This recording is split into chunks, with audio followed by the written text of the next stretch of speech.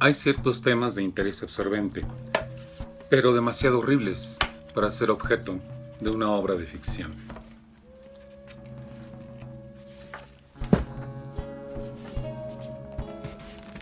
Así iniciaba Edgar Allan Poe uno de sus cuentos más sorprendentes.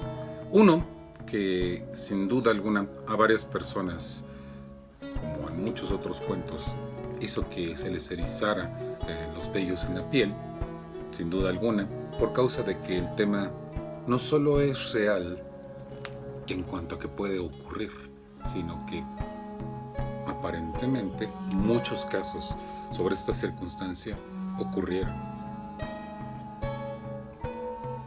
Hoy en día la ciencia médica ha avanzado lo suficiente para evitar que sea recurrente este temor. Sin embargo, todavía en el siglo XIX y a principios del XX se produjeron muchos casos en los cuales, por causa de la poca fineza de detección de algunos aparatos médicos, algunas personas fueron enterradas vivas. En Europa se hacen relaciones de muchos casos. México no fue la excepción. Un famoso actor aparentemente también sufrió esa pesadilla y falleció en medio de ella. Y es así como este tipo de historias de alguna forma han llamado la atención de propios y extraños. Por supuesto, en el mundo de las leyendas esto no se pasa por alto y el día de hoy la que nosotros tenemos para ustedes ciertamente también tiene dentro de sus situaciones que posiblemente sean fantásticas. No sabría yo juzgarlo, lo voy a dejar a juicio de ustedes. Hay condiciones muy reales dentro de esta historia. Señores, como todos los martes, sean bienvenidos a las sombras.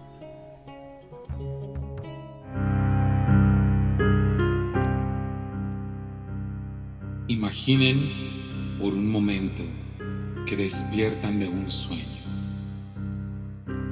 Imaginen que al despertar, en lugar de poder estirar sus brazos para desperezarse, sus manos chocan contra algo que los encierra. Imaginen que en lugar del olor de la ropa de cama, el olor es de tierra húmeda. Imaginen que al respirar, en lugar de poder inspirar una buena cantidad de aire, la sensación de ahogarse los invade cuando tratan de hacerlo. Imaginen que al abrir los ojos, en lugar de percibir luz, lo que ven son sombras. Imaginen que tratan de levantar sus brazos al frente y que tampoco pueden levantar la pesada tapa. Ya no hay duda posible. Ustedes están encerrados en un ataúd y por causa del pánico, imaginen que el aire se termina en desesperadas bocanadas que ustedes consumen compulsivamente. Imaginen que tratan de cerrar sus ojos de nuevo para comprobar si esto no es otra pesadilla y que al abrirlos, nuevamente miran la negrura y siguen aspirando el aroma de la tierra mojada. Entienden que sobre ustedes hay una losa de concreto que aunque pudieran abrir la tapa del ataúd, no podrán romper el concreto y que aun si lo hicieran, toneladas de tierra les entrarían por la garganta y la nariz y los ahogarían sin remedio. Comprenden que el aire se terminará pronto y que su pecho se comprime por la presión. Esta es, sin duda, una escena desesperante y dolorosa. En algún momento de la historia, algunas compañías funerarias de Europa fabricaron ataúdes que incluían una alarma conectada al interior del féretro para que si una persona había sido enterrada viva, pudiera sonar esa alarma con una campanilla. Asimismo, dotaban las cajas mortuorias con algunas cantidades de comida y bebida por si se daba el caso de que una persona despertara dentro de un sarcófago y el auxilio tardara por algún tiempo. Incluso, el temor a ser enterrados vivos provocó que se fabricaran ataúdes con una conexión de aire proveniente de un sistema de una cánula en el exterior, con el fin de preservar la vida del recién vuelto a la vida. Mis escuchas podrán, sin duda alguna, argumentar en esta época moderna que casos como estos no se producen con una frecuencia que justifique este tipo de precauciones, que a más de uno pueden hacérsele macabras. Sin embargo, el hecho es que aunque sea poco probable, no quiere decir que sea imposible o que haya sido imposible. Un lugar de tradición es sin duda el Panteón Inglés. Se dice que, edificado formalmente en 1862, el Panteón fue creado para sepultar a los ingleses que vinieron a Real del Monte, también conocido como Mineral del Monte, puesto que sus creencias religiosas eran distintas. Mientras que los británicos profesaban el anglicanismo, en esa especial región minera de México se practicaba, como hoy en día, el catolicismo. Por ello, se solicitó la posibilidad de construir un cementerio para que ellos fueran enterrados de acuerdo a sus propios rituales. El Panteón Inglés rebosa en historias sobre los ilustres difuntos cuyos restos reposan en ese lugar, desde los restos mortales del clown Richard Bell, famoso artista que tuvo en gran estima a nuestro país, incluso solicitando que su sepulcro, a diferencia de los otros, se orientara con la perspectiva de México, en tanto que las otras tumbas están orientadas a Inglaterra.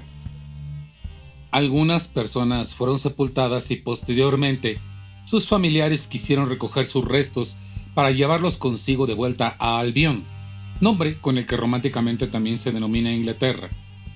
Quedaron, sin embargo, 775 tumbas, o bien de ingleses, o bien de descendientes de ingleses, sin contar algunos extranjeros que no eran británicos. Por ende, no es difícil imaginar el comienzo de nuestra historia con un cortejo fúnebre que avanzaba hacia el panteón en un día del siglo XX. El cortejo no podía ser más desolador, pues a quien enterraban era una joven de apenas 15 años. Había terminado así una larga enfermedad que aquejaba a la chica, desafortunadamente con el triunfo de la muerte. De este modo concluía así su existencia. Su padre, desconsolado, pensó que una buena forma de rendir homenaje a la niña era sepultarla con las cosas que más apreciaba. Siendo una adolescente de aquel entonces, la chica fue enterrada con un cofre entre sus manos conteniendo las joyas que más apreciaba en vida y con una pulsera de oro y un anillo de brillantes que ella lucía desde que había cumplido los 15 años. Sin duda, podemos imaginarnos que la niña, en vida, estimaba estas joyas como suele hacerse con los objetos a los que le tenemos aprecio, y más aún, porque se trataba de objetos muy valiosos. Sin embargo, esto no pasó desapercibido para los ojos de otras personas. Parece que no solo los deudos sabían que la joven sería inhumada con objetos de valor. En cualquier parte del mundo, existen personas que, al igual que las hienas y los buitres, siempre hallarán provecho en los restos mortales, y de ellos, los profanadores de tumbas son unos de los más ventajosos y oportunistas. Gracias a las relaciones que tienen con el personal de los cementerios, o bien porque ellos mismos se dedican en ocasiones a ser sepultureros, pueden saber si profanar una tumba vale la pena para obtener algún beneficio. Los hay quienes son mucho menos escrupulosos y no les importa en absoluto si el daño que le hacen al cuerpo es grande. En sus propias palabras, los conocerán. ¿Estás seguro que es esa? Claro. No enterraron a nadie más ese día. Ah, claro, se me olvidaba que tú trabajas aquí. No respondió nada más. Siguieron caminando al lugar donde había un túmulo en el que solo estaba acomodada la lápida con el nombre de la niña que hacía poco había sido enterrada. Trabajaron por un par de horas cavando hasta que consideraron que las palas deberían estar por tocar la tapa del ataúd. Entonces, dejaron de arrojar la tierra con vigor y se apresuraron a desclavar la tapa. En algunas horas más, la luz del sol los sorprendería y deberían apresurarse a terminar el cobarde robo que estaban a punto de perpetrar. Ni siquiera ver el pacífico rostro de la joven, quien sin duda semejaba al de los ángeles, conmovió al par de criminales que seguramente estaban muy acostumbrados a estas actividades. Sus ojos buscaron con codicia el objeto y allí estaba, el pequeño cofre con las joyas que en vida adornaban las manos y el cuello de la joven difunta, quien sin duda se habría negado a dárselos al par de rufianes. Pero ella ya no estaba en condiciones de negarse. Listo, vamos a cerrar otra vez y a enterrarla de nuevo. ¿Y el anillo? ¿Qué no es suficiente con el cofre? El muerto al pozo y el vivo al gozo. ¿Para qué quiere esto? Tenemos prisa, se los vas a quitar, apúrate. Es que no se deja. Seguro en estos días el cuerpo se ha hinchado con la humedad. Entonces déjalo. Pásame mis herramientas. Kenneth, se va la tuya. Toma. O sale o sale. Deja eso, tenemos suficiente para vender. Con las pinzas solo le corto el dedo. Lo saco y nos vamos. ¿Qué necedad?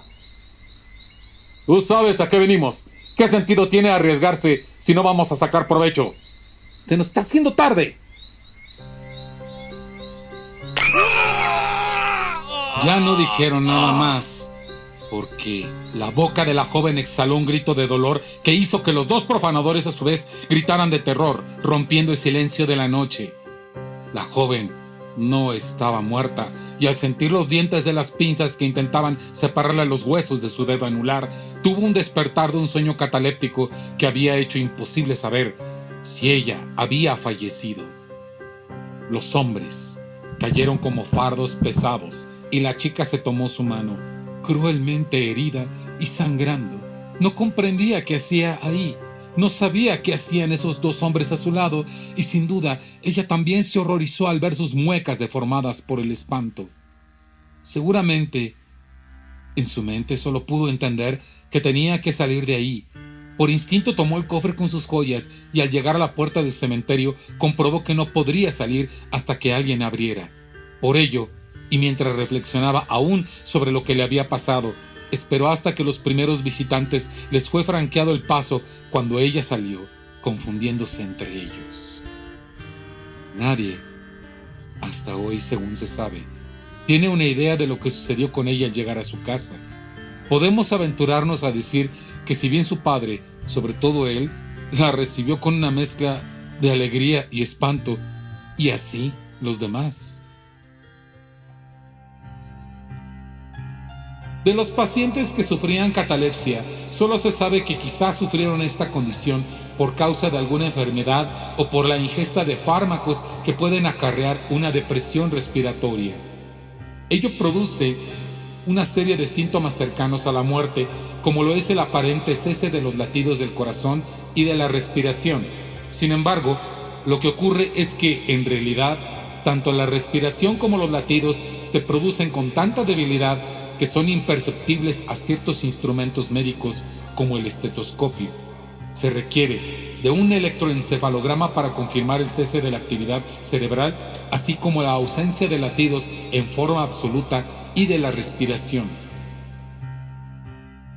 Sabido es que no solo en México, sino en distintos países del mundo, se han producido situaciones similares que dan pie a historias que siguen siendo, sin lugar a dudas, parte de un sinnúmero de leyendas que justifican para algunos la fobia de ser enterrados vivos para después volver a la vida en situaciones aterradoras.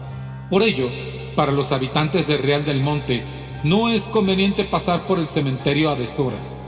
Parece que no muchas personas desean sorprender a las sombras de los profanadores de tumbas hablando, y después muriendo, con un lamento espantoso, repitiéndose este evento cada noche, cada noche la muerte de los inescrupulosos ladrones, quienes quizá, a mejor opinión suya, yo creo que merecían este final.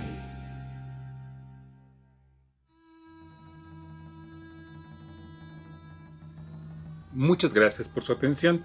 Agradecemos infinito, como todos los martes, esta preferencia que tienen ustedes para el canal en el que nosotros seguimos publicando leyendas. Tenemos un espacio para mantener comunicación con ustedes. Ustedes encontrarán en debajo del video, en los comentarios, en lo que he escrito, en la dirección de sitio de Facebook. Vayan a verlo. Péguense a la página y estaremos muy gustosos de tener comunicación con ustedes por este medio. Sin más por el momento, excepto recomendarles que si les gusta el trabajo, por favor, obsequien un like. De la misma manera también que activen la campanita de las notificaciones para que sepan cuando hay una leyenda nueva. Y, por supuesto, su suscripción al canal para que sigamos creciendo como comunidad. Como todos los martes, una vez más, nos vemos para la próxima ocasión. Nuevamente decirles que sean ustedes bienvenidos a las sombras.